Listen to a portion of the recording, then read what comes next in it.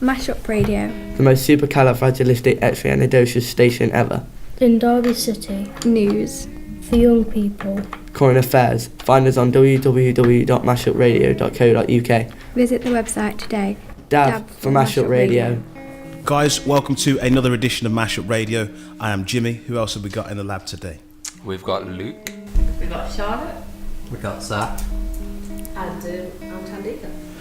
Folks, we're here with Charlotte, who's probably going to tell us her background, but, well, we're not going to go straight into things. Maybe we'll give people a lowdown of what's gone on today. Has it been a sunny day out here? Yeah, it's been nice. Good. Any rain? Not as far as I'm aware. Good. No rain, as far as you're aware. You don't look up. I just don't look outside.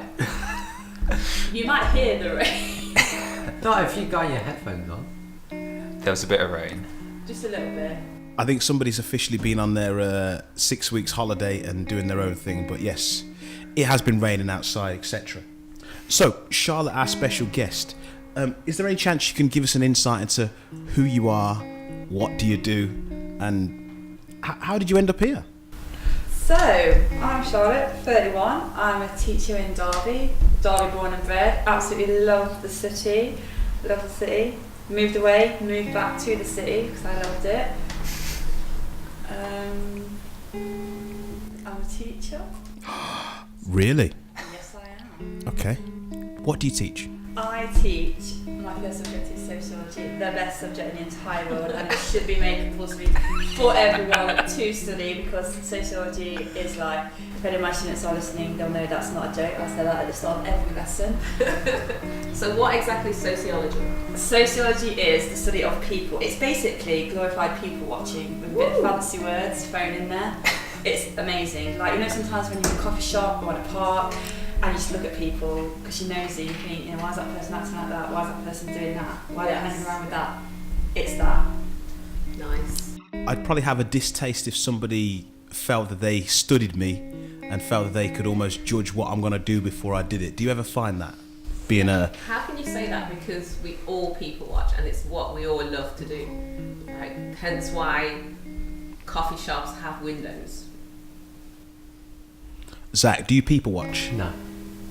Do you ever notice people, like when you're at school, like different groups of people, like might look different, might dress different? I mean, I just go about my day and let other people go about their day. No point wasting time on seeing what they're doing. But I think a lot of us would do people watch because obviously if you don't people watch then you won't know about different groups, i.e.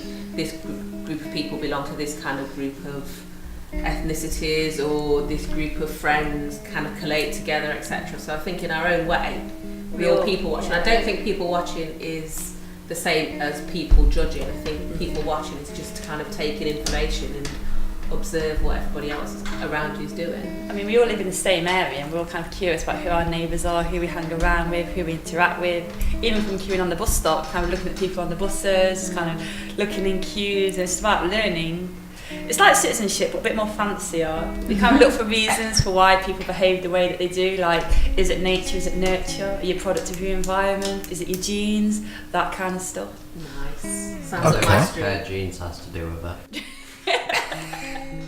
Zach, it's not about denim, although double denim is quite a thing in these days and times. Yes, it is. Distressed denim.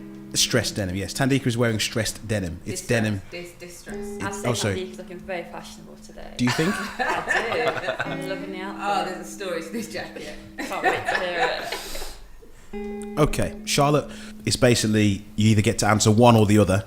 Nice. And there is no in between. It's like black or white. You got to choose one. You can't say. A yes or a no answer. No yes pressure. Or a no answer. Yeah. No pressure at all. Be kind. So we'll Never that. Quick fire round is never kind.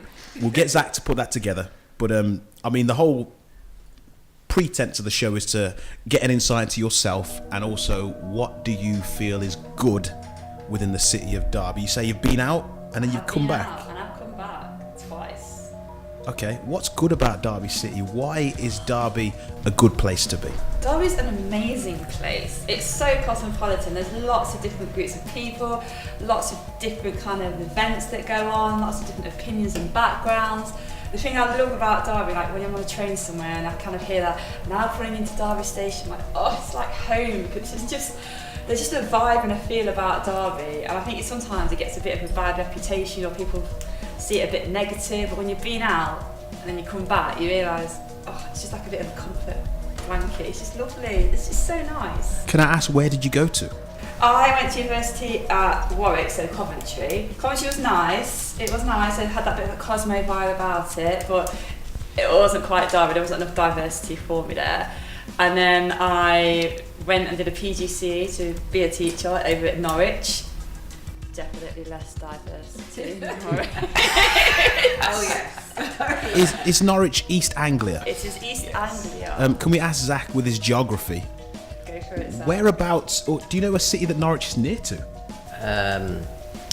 I have a rough estimate. I know it's like up north, but I don't know exactly where. Up north. I think it's down south almost. Are you sure? If you go, well, put it this way, if you go right towards, what's that way? Go the opposite way to Bristol. East. Opposite, yeah, east. It's Hence the East Anglia. I was Clues in going to the point name. that out, but you know. Do you want to show you up or anything? Okay. Yeah. After you're trying to correct Zach, you're like, it's that way. You know, that way. All right, I'm sorry, Zach.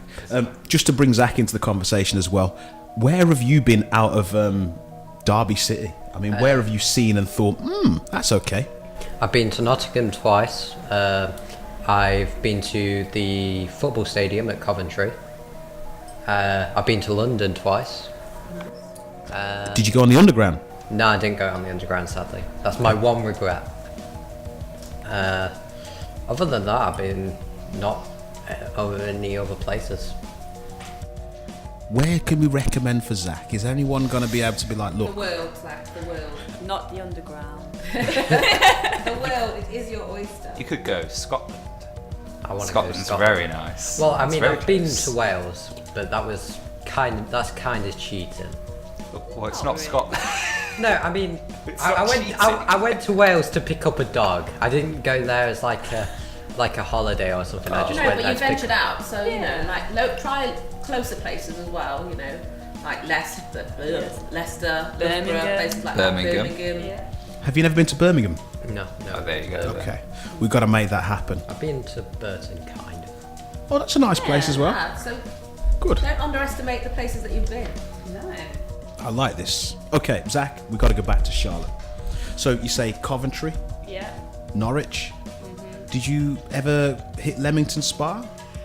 The posh people lived in Leamington Spa, so we had the option in the second year. You can either rough it in Coventry, which I chose, or the more wealthier of those at the university lived in Leamington Spa with their white houses. It's a bit too fancy for me. Oh, Yeah. I like white. White's my favourite colour. Maybe I would have lived in Leamington Spa. Can we all do a posh? Oh. Oh, I say. Okay, so good bits about Derby, diversity. Diversity. There's always events going on, although they're not always well publicised, so a bit of room for improvement there. Like, I always find out things after they've happened, as Oh, opposed definitely. Something that's been brought up before on the station. This is by true. people. to. So it'd be nice to know in advance to actually go to some things. Okay. How's this? I'm a technology kind of guy. And I was fiddling around with all this different Stuff. jiggery foolery. And I found this, this new thing I'm running at the moment. I've got a little earpiece that goes in. You know, not like a Bluetooth slug, where it just sticks in your ear like a slug, but it's a bit bigger than that. Is there a piece? Hey? A big slug. It's a big slug, yeah. It's like a snail. Is there a piece of technology that you cannot live without? Just, clarify that this goes in your ear. Yes. Okay. You just said you had a piece of Big, equipment yeah. that's big like a slug. It goes on your ear, Okay. like a Bluetooth slug. Okay. Is there a piece of technology that you can't live without? Is there something that you've become accustomed to as the world has progressed and you've been like, yeah, this is me? I'd have to say my phone, which probably like most people, just 'cause it's not just a phone, it's not just for messages, you know, it's got the internet, it's got everything, it's got my life on it, and I know that sounds really, really sad, but it's true. It's the world that we live in, Charlotte. Yes, it is. I use it for school, so I've got my Sociology Twitter accounts, I have all my teacher friends that I talk to about Sociology. It's not sad. I really do. Well, basically, like being on your Facebook, on your Twitter, that is work. Exactly. And my students follow me on Twitter and they post their homework up and I set them assignments and it's just, so it's for work and for leisure. Okay. You know when I did my PGCE, I actually did an electronic portfolio. That's how sad I am. I know. Don't. Yeah. It turned out like a website, but that's just how geek intoxicated I am. Zach, is there a piece of technology? I know that you don't. Maybe you don't fit the bill of your regular teenager who's addicted to computers and phones and technology and trap. What's your buzz? What's the technology that floats your boat?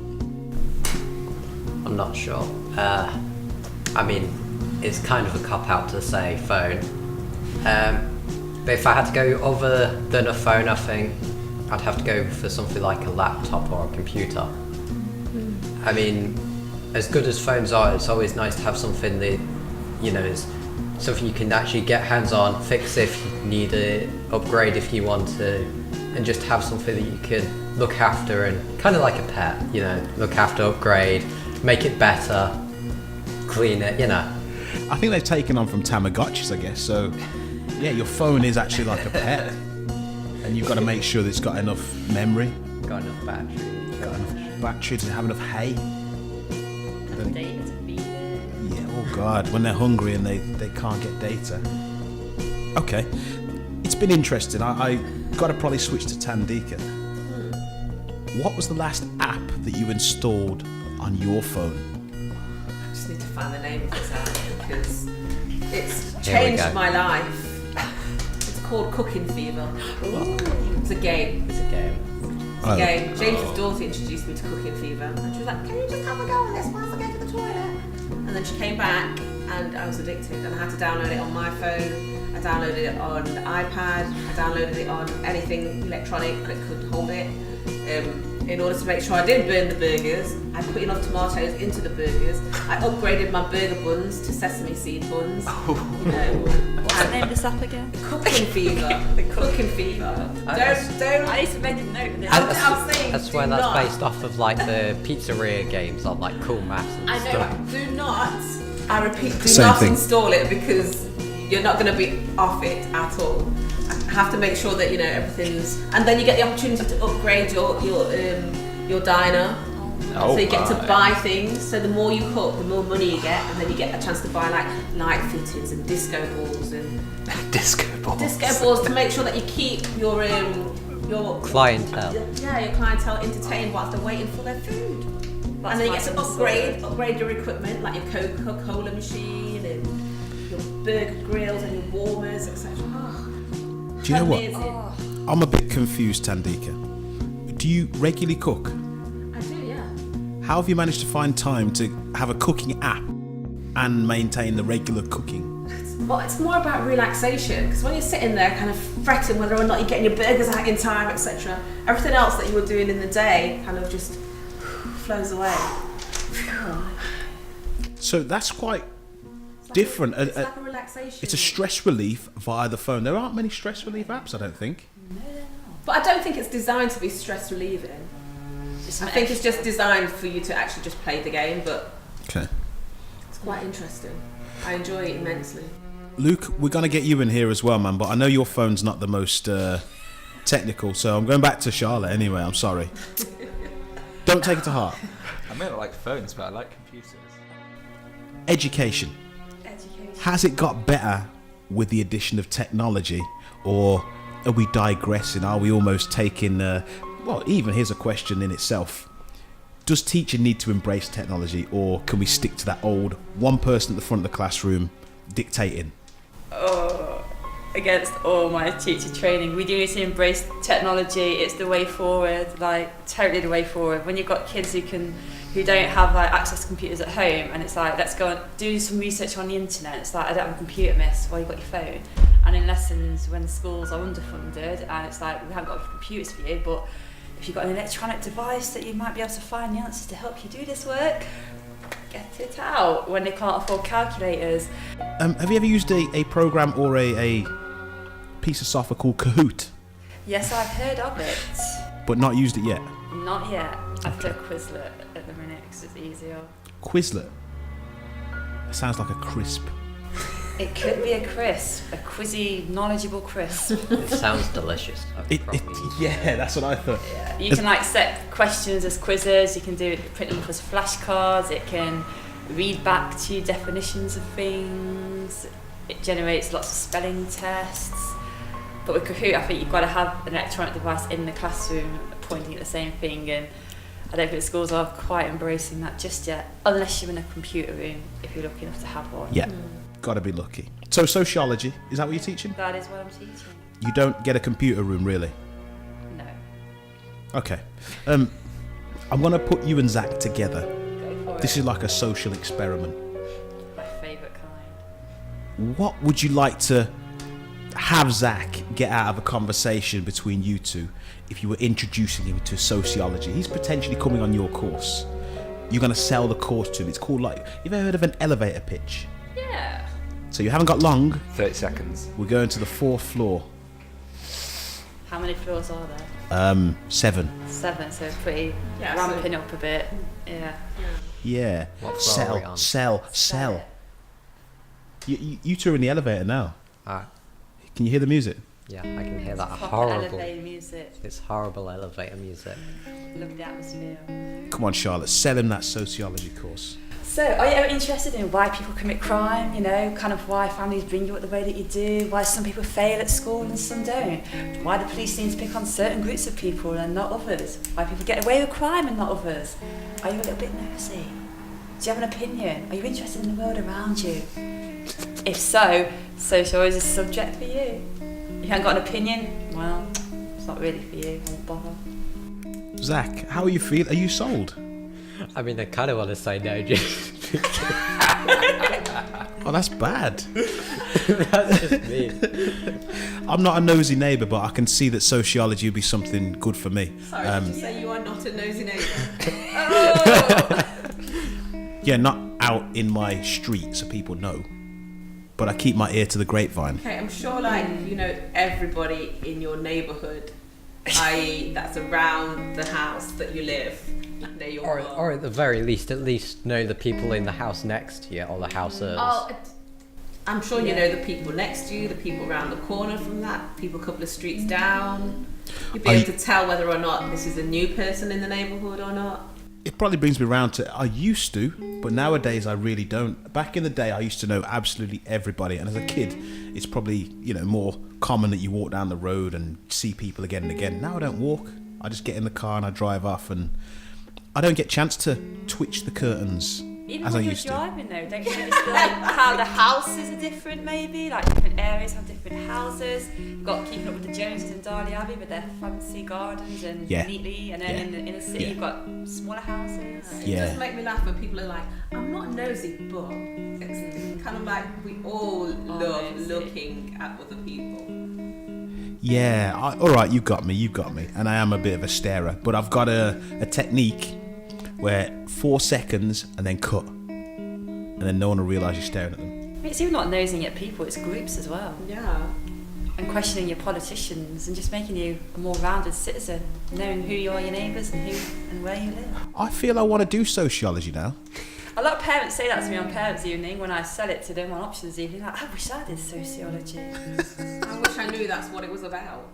Yeah, it's giving me a real I insight. do ruin Disney for girls though, because like Disney princesses are never the same again. They can never read the newspaper again. They can never watch TV. One kid was like, Miss, I was watching something. I just thought that's sexism, and now I can't even watch this anymore. And I'm like, yes, because sociology is life. You can't escape it.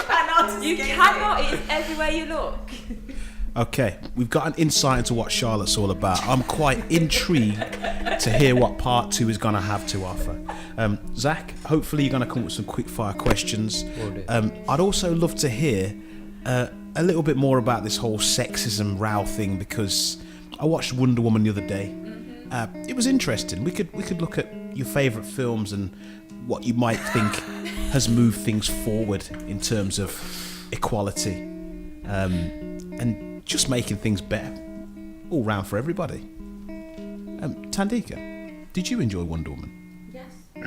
Okay. Right, we're coming back in part 2. As I say, we've got Luke, Tandika, Zach, and Charlotte. Don't go anywhere. Welcome. To mashupradio.co.uk. La meilleure émission de radio. What does that mean, you say? It means the best radio show. For anything you need. Visit us in the Mash Den. mashupradio.co.uk. Come anytime, it's free.